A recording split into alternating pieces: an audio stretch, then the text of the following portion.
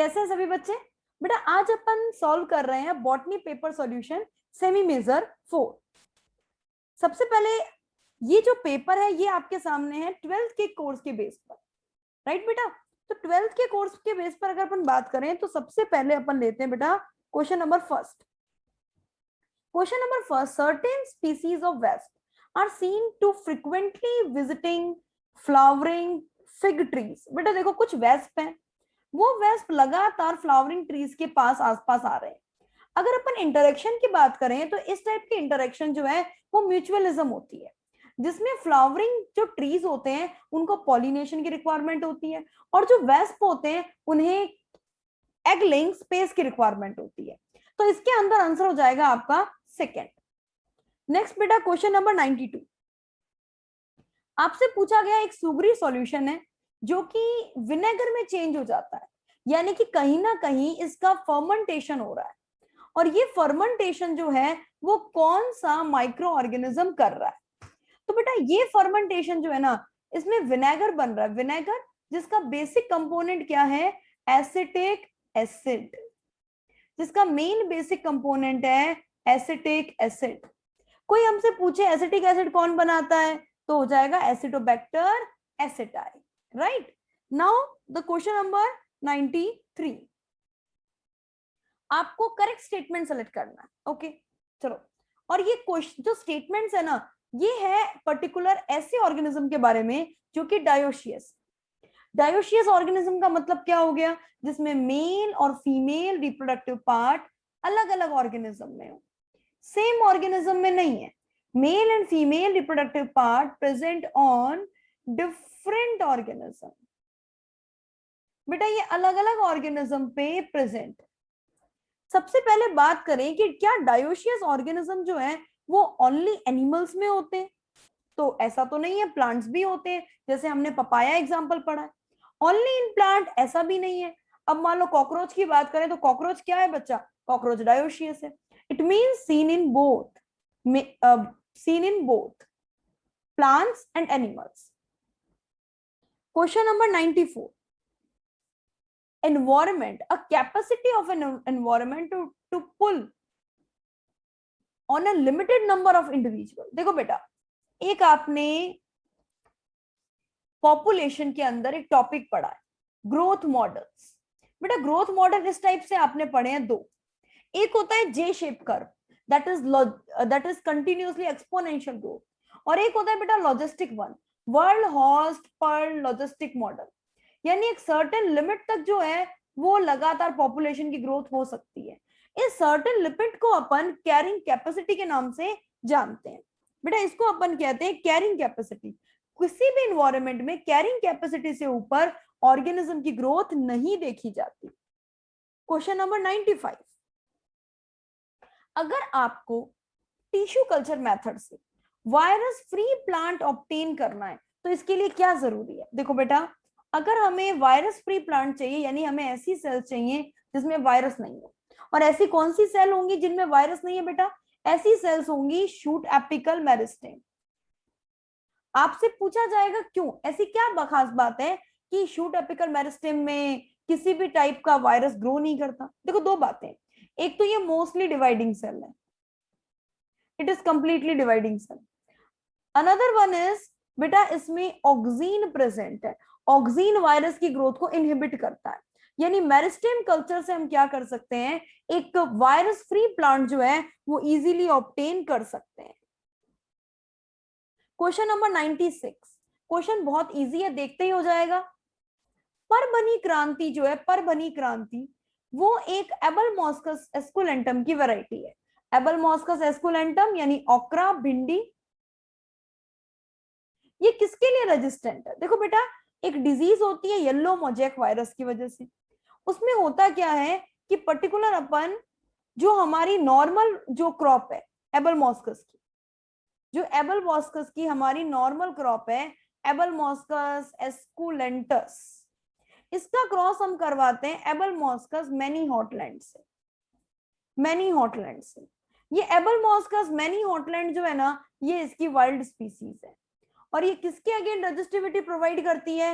ये प्रोवाइड करती है येलो मोजैक वायरस के अगेंस्ट। येलो मोजेक वायरस के अगेंस्ट। तो आंसर क्या हो जाएगा बेटा इसमें? Third. Done. Next question number 97, population explosion जो वर्ल्ड में लगातार चल रहा है, इसके पीछे बेसिकली क्या रीजन है? बेटा आपने अलग अलग टाइप के रीजन पढ़े। एक तो बर्थ रेट इंक्रीज हो रही है, ये भी एक रीजन है। एक डेथ रेट डिक्रीज हो रही है, ये भी एक रीजन है। तो यानी इसके अंदर अपन दोनों चीजें ले लेंगे, नेटेलिटी भी और मोर्टेलिटी भी। क्वेश्चन नंबर 98, आपसे पूछा गया कि जो चिपको मूवमेंट जो है लॉन्च किए गए, इसके लॉन्च करने का पर्पस क्या था? देखो बेटा एक बात ध्यान रखना, जो जोधपुर में इंसिडेंट हुआ था that is not Chipko movement. वो अमृता देवी बिश्नोई ने जो फॉरेस्ट प्रोटेक्शन के लिए किया था, उसका हमने कोई पर्टिकुलर नाम नहीं रख रखा है। हाँ, लेकिन 1974 में जो उत्तराखंड है वहां पे सुंदरलाल बहुगुणा, इन्होंने जो शुरू किया था फॉरेस्ट प्रोटेक्शन के लिए, that is Chipko movement.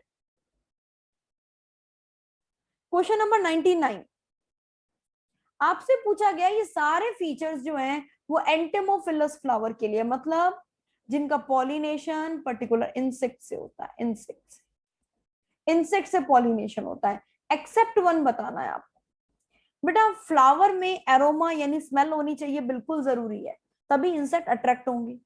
Versatile स्टेमन, बेटा वर्सेटाइल स्टेमन जो है ना, ये कंडीशन एनेमोफिलस स्टेमन के लिए, जिसमें एयर पॉलिनेशन होता है। जैसे ये स्टेमन है और इसके अंदर ये कंडीशन है, तो बेटा ये इस एंटेमोफिलस के अंदर नहीं इंक्लूड होगा। उसके अलावा पोलन ग्रेन का स्टिकी होना सही है, पॉलिनेटर को रिवॉर्ड देना ये भी सही है। सेकेंडरी सीवेज ट्रीटमेंट मेनली कौन सा होता है? देखो बेटा बेसिकली अपन 3 ट्रीटमेंट लेते हैं।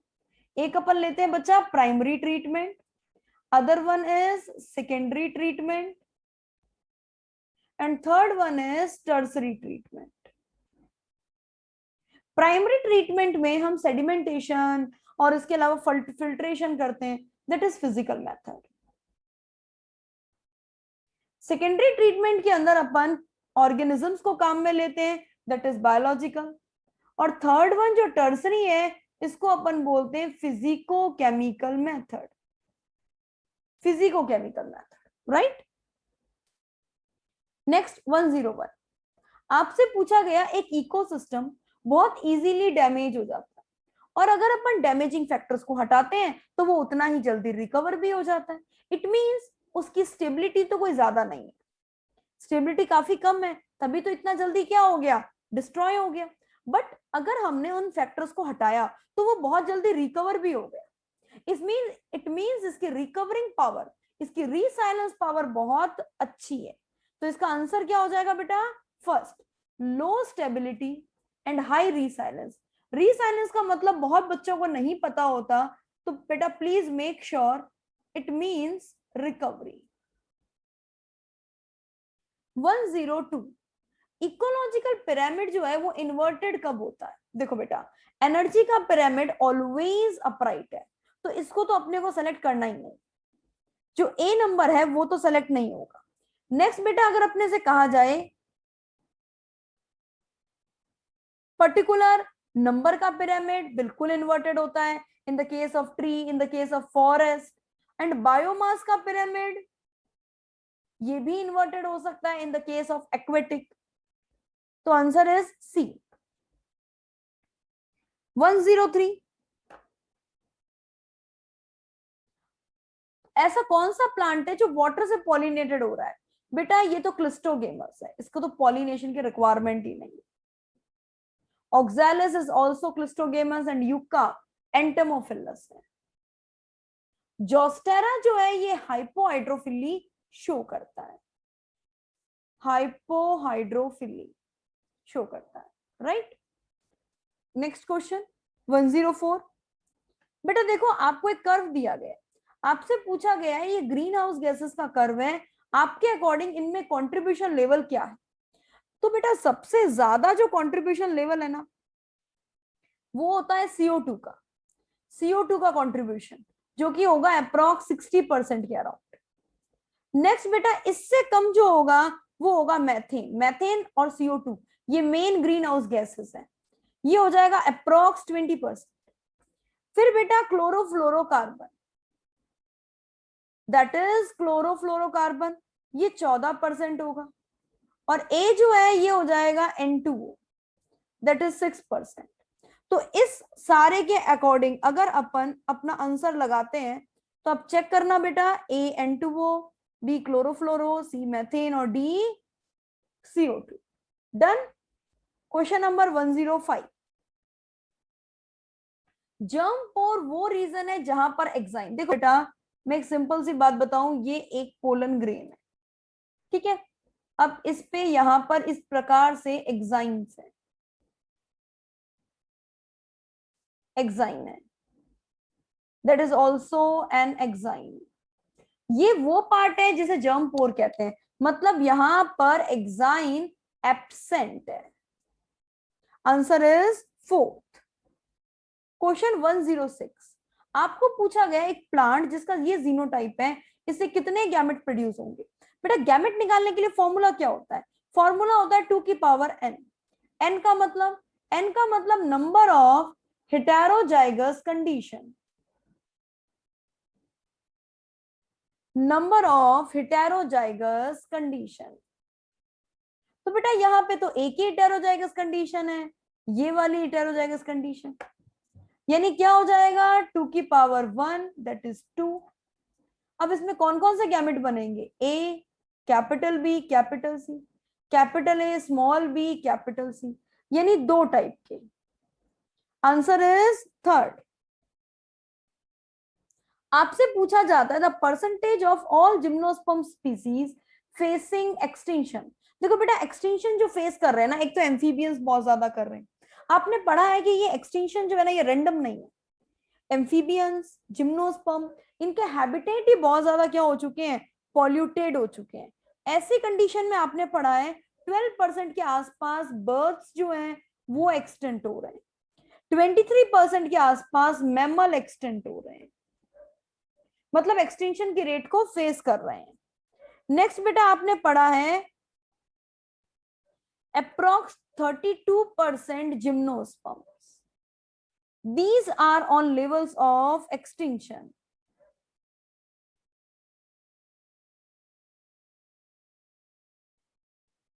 31% ऑफ, एक मिनट बच्चा, एक मिनट, ये डाटा आप एक बार चेक करना, that is I think 31%, 31%, right. चलिए बेटा आगे बढ़ते हैं। Variety of cowpea resistant to bacterial blight. बेटा एक ट्रिक याद करो, काउपी, आपने किसके लिए ट्रिक याद किया, लोबिया के लिए, बीबी की काऊ कोमल है, बीबी की काऊ कोमल है, बीबी यानी बीबी की काऊ कोमल है, एक मिनट रुकना। तो बेटा देखो इस ट्रिक में आपको 3-4 वर्ड्स मिलेंगे कि काऊ कोमल है, बीबी यानी बैक्टीरियल ब्लिट, काऊ यानी काउपी, किस क्या हो जाएगी वैरायटी, पूसा कोमल। नेक्स्ट बेटा बायोडाइवर्सिटी टर्म एक सोशियो बायोलॉजिस्ट का दिया हुआ है, और उन सोशियो बायोलॉजिस्ट का नेम है, उन सोशियो बायोलॉजिस्ट का नेम है बच्चा एडवर्ड विल्सन। तो इस क्वेश्चन के लिए आपका आंसर हो जाएगा 2nd। नेक्स्ट क्वेश्चन नंबर 110, आपसे पूछा गया इनमें से ऐसी कौन सी है जो डिस्टिलेशन से ऑब्टेन नहीं होती। तो बेटा आपने बोला डिस्टिलेशन से कौन सी है बनती है, इसके लिए हमने एक ट्रिक याद कर रखी है, डाबर, डी यानी डिस्टिलेशन, बी यानी ब्रांडी, यू नहीं, आप इसे डब्ल्यू पढ़िए विस्की, और आर यानी रम, यानी वाइन जो है वो प्योर फर्टिलाइजेशन से बनती, प्योर फर्मेंटेशन से बनती है। 111, बायो फर्टिलाइजर में क्या क्या आता है बेटा, बायो फर्टिलाइजर में वो सारे के सारे एजेंट्स आते हैं जो कि किसी ना किसी तरीके से हमारी सॉइल की फर्टिलिटी को इंक्रीज करते हैं। अब बेटा सॉइल की फर्टिलिटी इंक्रीज करने वाले कौन कौन हो जाएंगे? एक तो हो जाएंगे बेटा नाइट्रोजन फिक्सिंग बैक्टीरिया हो सकते हैं, साइनोबैक्टीरिया हो सकते हैं, और माइकोराइजल फंजाई हो सकती है। तो सारे इंक्लूड कर लीजिए, दैट इज फोर्थ। आपको बताना है इसमें करेक्ट स्टेप बताना है डिकम्पोजिशन के लिए। बेटा इसके लिए ट्रिक सुनो, इसके लिए एक ट्रिक है, एक विदेश की बिल्ली है, फॉरिनर, तो मैंने एफएल लिख दिया फॉरिनर को शो करने के लिए। कौन है? कैट। बेटा वो थोड़ी म्याऊ म्याऊ नहीं बोलती, फॉरेन से आई है ना, तो वो क्या बोलती है? Yumi Yumi. एफ यानी फ्रेगमेंटेशन, फर्स्ट ये आएगा। नेक्स्ट सेकंड यानी लीचिंग, थर्ड यानी कैटाबॉलिज्म, फोर्थ यानी यूमिफिकेशन, और फिफ्थ यानी मिनरलाइजेशन। यानी आंसर हो जाएगा c d b a e. Answer is third.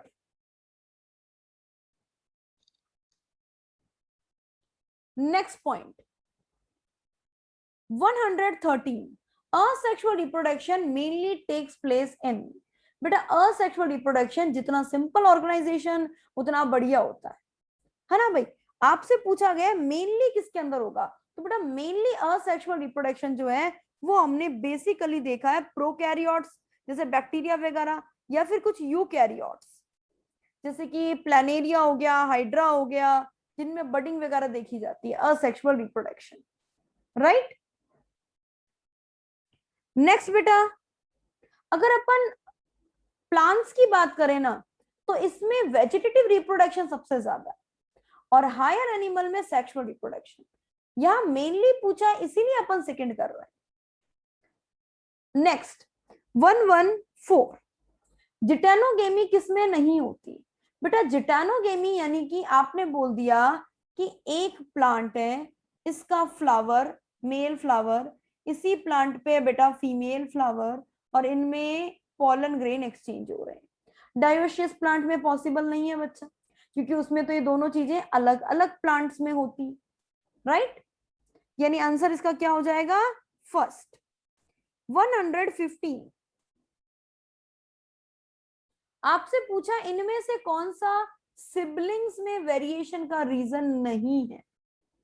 Siblings यानी कि भाई बहन में कौन सा इसके अंदर नहीं होगा रीजन? बेटा देखो बाकी सबसे आएगा, एक पर्टिकुलर लिंकेज जो है ना ये कभी भी वेरिएशन का कारण नहीं होता, बाकी सारे वेरिएशन के कारण होते हैं। ये पेरेंटल कॉम्बिनेशन बनाए रखता है, चाहे सिबलिंग हो या कोई दूसरी कंडीशन हो, ये हमेशा पेरेंटल कॉम्बिनेशन पे फोकस करता है, राइट। क्वेश्चन नंबर 116, कौन सा बैक्टीरिया गोबर गैस प्लांट में काम में लिया जाता है? बेटा देखो गोबर गैस प्लांट जो है इसमें बेसिकली 3 जो स्टेप होते हैं, उसमें सबसे पहले फर्मेंटिव बैक्टीरिया, सबसे पहले नॉर्मल डिकम्पोजर, देन फर्मेंटिव, देन मेथेनोजेनिस। ए हो जाएगा। नेक्स्ट 117, एंडोथीशियम और टेपिटम जो एंथर में है वो कहां से डिराइव हुई है? देखो अगर मैं एक छोटा सा डायग्राम आपके सामने बनाऊं, ये एक नॉर्मल एंथर है, इसमें ये जो सेल्स हैं ये स्पोरोजिनस सेल्स हैं, स्पोरोजिनस। बेटा इन स्पोरोजिनस सेल में डिवीजन हुआ तो ऊपर की तरफ बनी है प्राइमरी पैराइटल सेल, नीचे की तरफ बना है प्राइमरी स्पोरोजिनस सेल। ये जो प्राइमरी पैराइटल सेल्स है ना ये लेयर्स का फॉर्मेशन करती है, और प्राइमरी स्पोरोजिनस सेल्स जो है ये फॉर्मेशन करती है स्पोरोजिनस टिश्यू का। यानी कि 117 में आंसर क्या हो जाएगा? Second one. नेक्स्ट बेटा क्वेश्चन नंबर 180, कुछ सर्टेन टेक्सोन है इंसेक्ट्स के जिसमें 17 क्रोमोसोम है और कुछ में 18 क्रोमोसोम है। ये 17 और 18 क्रोमोसोम रखने वाले जो इंसेक्ट्स हैं ये क्या है? बेसिकली ये बेटा पर्टिकुलर सेक्स डिटरमिनेशन वाला टॉपिक है। इसमें ध्यान रखना बेटा कि जो एक क्रोमोसोम कम दिया गया है एक्चुअली होता क्या है, इंसेक्ट्स के अंदर x not x x type का सेक्सुअल डिटर्मिनेशन देखने को मिलता है। इसके अंदर जो मेल है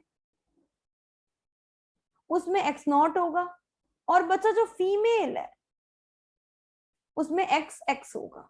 ठीक है, तो रेस्पेक्टिवली क्या हो जाएंगे, male and female, right.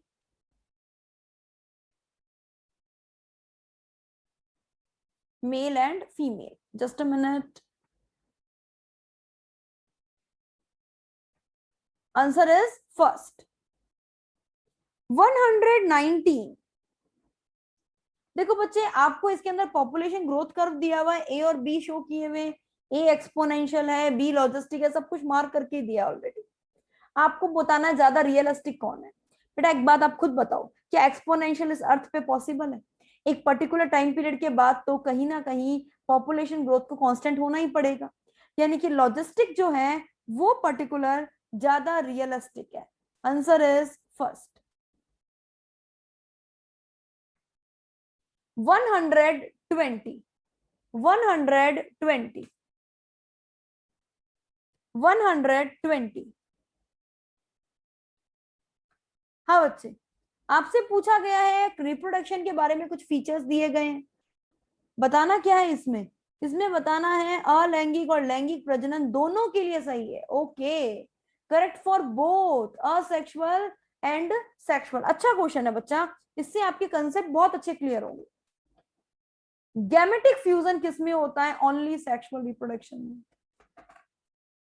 Genetic material का ट्रांसफर बेटा ये दोनों में होता है, चाहे तो आइदर एक पेरेंट से आए या दोनों पेरेंट से आए। रिडक्शनल डिवीजन, बच्चा रिडक्शनल डिवीजन बेसिकली सेक्सुअल में होता है, असेक्सुअल में रेयरली ही देखते हैं, नॉर्मली नहीं देखते। प्रोजीनी कुछ रिसेंबलनेस शो करती है पेरेंट के साथ में, दोनों में ही करती है, कुछ तो दोनों में ही करती है ना बेटा, असेक्सुअल में एक तरीके से पूरी तरीके से ही करती है। तो इसका आंसर क्या हो जाएगा 120 का आंसर नंबर थर्ड। क्वेश्चन आपके एग्जाम्पलर में भी है, तो वहां से भी आप इसको एक बार टैली कर सकते हैं, एनसीईआरटी एग्जाम्पलर में। 121 आपको कहा गया है एक इन्फेक्टेड टोबैको प्लांट है, न्यूमेटोड स्पेसिफिक जीन इंट्रोड्यूस की गई है। बेटा ये क्वेश्चन बायोटेक्नोलॉजी से है, और आप ध्यान रखना वो ट्यूमर इंड्यूसिंग प्लाज्मिड जो होता है, टीआई प्लाज्मिड एग्रोबैक्टीरियम, उसकी जीन जो है वो पर्टिकुलर इसमें डाली जाती है। तो आंसर क्या हो जाएगा फोर्थ। 122 करेक्टली मैच बताना है। देखो बच्चे, जो मॉन्ट्रियल प्रोटोकॉल है वो पर्टिकुलर आपको ओडीएस को कम करने के लिए होते हैं, लेकिन क्योटो प्रोटोकॉल जो है ये ग्रीन हाउस गैसेस को रिड्यूस करने के लिए। रामसर साइट जो है ये वेटलैंड्स को कंट्रोल करने के लिए, कि वेटलैंड कंजर्व की जा सके। आंसर हो जाएगा फर्स्ट। क्वेश्चन 123 आपसे पूछा गया है, करेक्ट मैच जो है उसको बताना है आपको। क्लोस्ट्रीडियम ब्यूटाइलिकम यानी ब्यूटाइलिक एसिड, एस्परजिलस नाइगर जो है ये सिट्रिक एसिड बनाने में काम आता है, ट्राइकोडर्मा पॉलीस्पोरम और Monascus purpureus. Trichoderma polysporum cyclosporin और मोनस्कस परप्यूरियस स्टैटिन्स।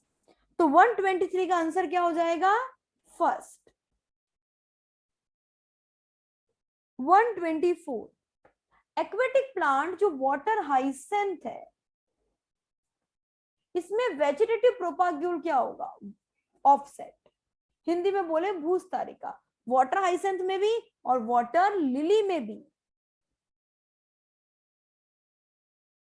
नेक्स्ट बच्चे अपन लेते हैं, which of the following can not be explained on basis of Mendel law of dominance.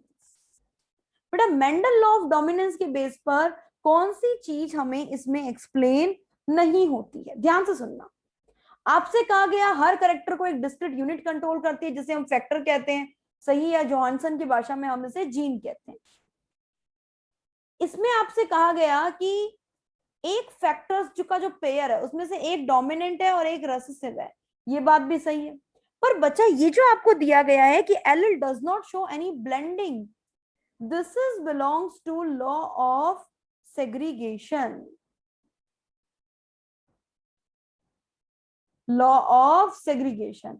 और बेटा अकर इन पेयर्स, ये सही है, लॉ ऑफ पेयर्ड फैक्टर, ये अब डोमिनेंस का ही पार्ट बन चुका है। तो बेसिकली आंसर इज थर्ड। 126,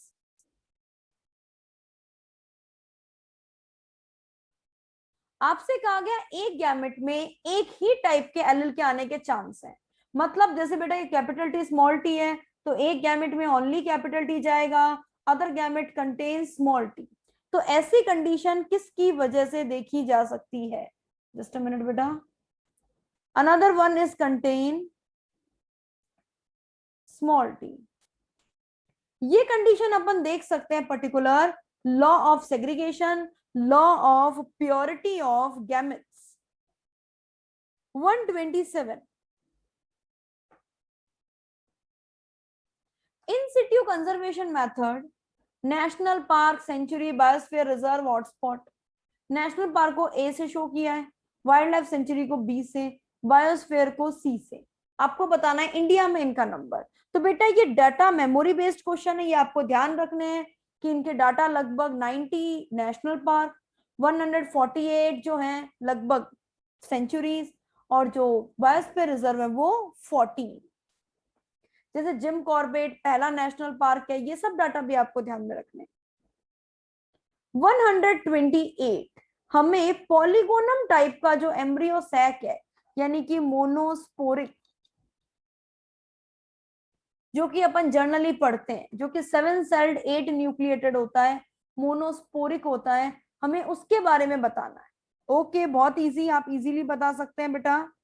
ये 7 सेल्ड होगा और 8 न्यूक्लिएटेड होगा, मोनोस्पोरिक है। ये एम्ब्रियो सैक है, 3 सेल्स जो है इसमें antipodal cells, 2 synergid, 1 is particular egg cell, और बीच में 2 है पोलर न्यूक्लियाई, और ये यहाँ पे है सेंट्रल सेल। 129, ऐसा न्यूट्रिएंट के अमाउंट, कार्बन, नाइट्रोजन, फास्फोरस, ये सब सॉइल में एक पर्टिकुलर टाइम पीरियड पे देखे जा रहे हैं, इसे स्टैंडिंग स्टेट कहते हैं। अगर यही कोई ये ऑर्गेनिक मैटर होता तो हम इसे क्या बोलते हैं? Standing crop. 130, if we accept Robert May की अगर अपन बात मानते हैं, तो अब तक टोटल कितनी स्पीसीज जो हैं वो रिकॉर्डेड की जा चुकी हैं? बेटा अब तक अपन 22% रिकॉर्ड कर चुके हैं, 22% रिकॉर्ड कर चुके हैं। 1.8 to 1.7 to 1.8 million out of 7 million, यानी अप्रोक्स 22% के अप्रोक्स, राइट। हाँ बच्चे, this question is very very much interesting question. ये क्वेश्चन आपके लिए सबसे ज्यादा इंटरेस्टिंग साबित होगा। रीजन क्या है? देखो आप इस क्वेश्चन को एक बार पढ़ के देखो। क्वेश्चन में आपको क्या लग रहा है? देखो जैसे ही बच्चा इस क्वेश्चन को देखता है ना, वो पूरा नहीं पढ़ता है। उसने पढ़ा इन एन ESP ETS, वो इसको पूरा नहीं देखता है, वो ये ऑप्शंस देखता है, और उसको पता है क्या लगता है इन ऑप्शंस को देख के कि अरे यार ये तो इलेक्ट्रोस्टैटिक प्रेसिपिटेटर है, ऑप्शंस ही ऐसे दिए हुए हैं। बट बेटा गौर करो, this is an ETS, this is an ETS, electron transport system. It means यहां आंसर सीधा जाएगा नन ऑफ दीज। ये सारे के सारे ऑप्शंस कब फिट होते हैं? ये ऑप्शन फिट होते हैं बेटा जब हम ESP की बात करते हैं, इलेक्ट्रोस्टैटिक प्रेसिपिटेटर की बात करते हैं, राइट। चलिए क्वेश्चन